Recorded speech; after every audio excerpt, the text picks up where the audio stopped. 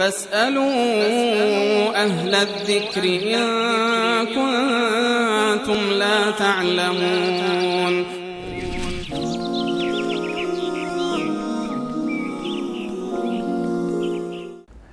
بیننده عزیزی از مشهد سوال کردن که ایشون میخوان همسر شیعه بگیرن، آیا این کارشون گناهه یا نه؟ این کسی که همسر شیعه رو میگیره و اعتقاداتشون با هم دیگر یعنی متفاوت هست، قطعا زندگیش در آینده دچار مشکلاتی میشه که چه بسا آرزو بکنه که شاید کاش من چنین کاری رو انجام نمیدن.